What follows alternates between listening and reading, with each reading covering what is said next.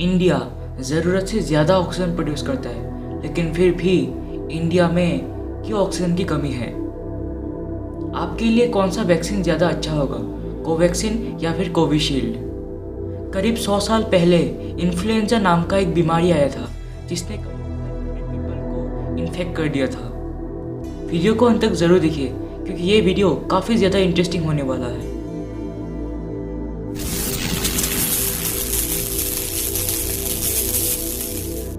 दिसंबर 2019 किसी को पता नहीं था कि इस दिन के बाद दुनिया बदलने वाली है।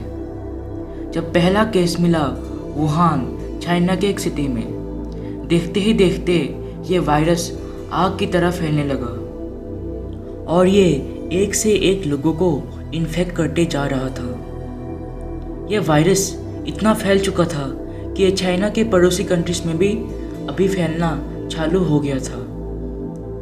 अब बात आती है 27 जनवरी 2020 जब भारत में पहला केस मिला केरला में। धीरे धीरे ये वायरस पूरे दुनिया में फैल चुका था। जुलाई तक लगभग पूरी दुनिया में ये वायरस फैल चुका था। अब तक इस वायरस ने मिलियंस पीपल को इन्फेक्ट कर लिया है।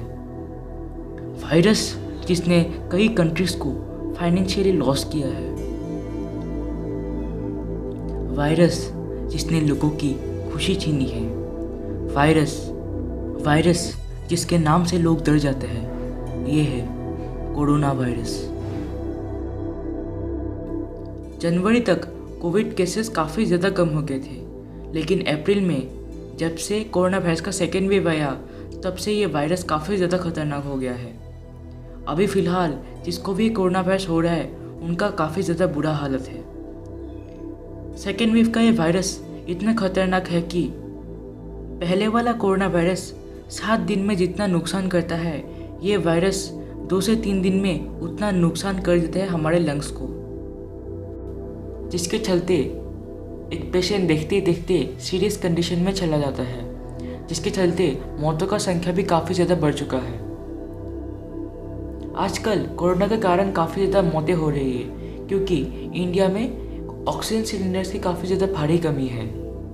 लेकिन वैसे देखा जाए तो इंडिया ऑक्सीजन ज़रूरत से ज़्यादा प्रोड्यूस करता है। अभी आप सोच रहे होंगे कि तो फिर इंडिया में ऑक्सीजन की क्यों कमी है?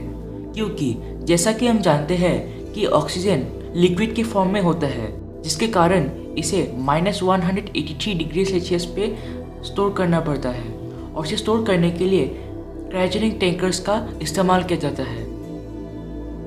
ऑक्सीजन प्लांट्स में ऑक्सीजन प्रोड्यूस करने के बाद बड़े बड़े क्रायोजेनिक टैंकर्स पे रखे जाते हैं। लेकिन प्रॉब्लम अभी ये है कि इन लिक्विड ऑक्सीजन को ट्रांसपोर्ट करने के लिए हमारे पास इतने क्रायोजेनिक व्हीकल्स नहीं हैं।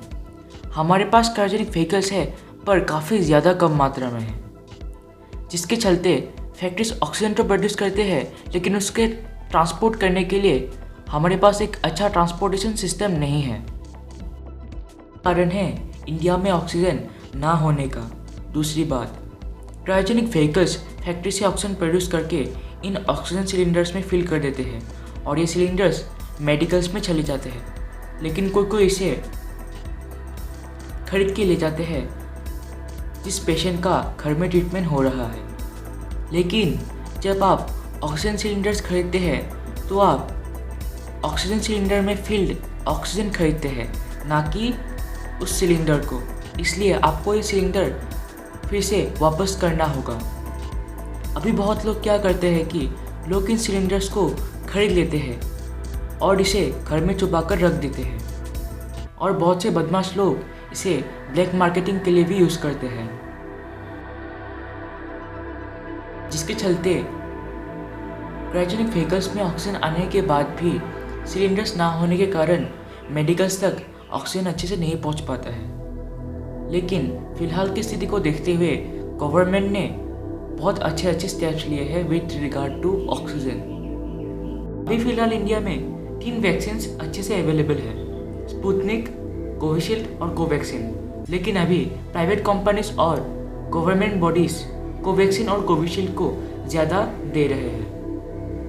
कोविशील्ड की बात करें तो ये कोविशील्ड आरएनए वायरस के मेथड पे काम करता है, लेकिन इसका सबसे बड़ा डिसएडवांटेज ये है कि इस वैक्सीन के फर्स्ट डोज और सेकेंड डोज के बीच में 56 डेज का गैप होना ज़रूरी है, तभी ये आपको 80% सिक्योरिटी देता है। कोवैक्सीन की बात करें जो मेड इन इंडिया वैक्सीन है, इस वैक्सीन में आपको एक असली इनएक्टिव कोरोना वायरस आपके बॉडी के अंदर इंजेक्ट किया जाता है। साइंटिस्ट ने ये दावा किया है कि ये वैक्सीन आपको डबल और ट्रिपल म्यूटेंट अगर आ भी जाता है तो आपको ये 80% तक सुरक्षा दे सकता है। इस वैक्सीन का सबसे अच्छा प्लस पॉइंट ये है कि इस वैक्सीन के फर्स्ट डोज और सेकेंड डोज के बीच सिर्फ 28 डेज का गैप रहना ज़रूरी है और ये आपको सिर्फ 80% तक सुरक्षा दे सकता है। कोविड-19 से प्रोटेक्शन पाने के लिए मास्क, सैनिटाइजर सबसे ज़्यादा ज़रूरी है और इमरजेंसी टाइम के लिए आप ये ऑक्सीजन कैन भी रख सकते हैं। अगर आप ये खरीदना चाहते हैं तो लिंक इन द डिस्क्रिप्शन। इन दोनों वैक्सीन में से दोनों ही वैक्सीन काफ़ी ज़्यादा अच्छे हैं और मेरी तरफ से ये रिक्वेस्ट है कि आपको जितना जल्दी हो सके वैक्सीन लगा लेना चाहिए, क्योंकि अभी जो लोगों का हालत हो रहा है वो आपका ना हो। अच्छा लगता है तो इसे लाइक, शेयर और सब्सक्राइब जरूर कर दीजिए। मेरा वीडियो देखने के लिए बहुत बहुत धन्यवाद। Stay home, stay safe.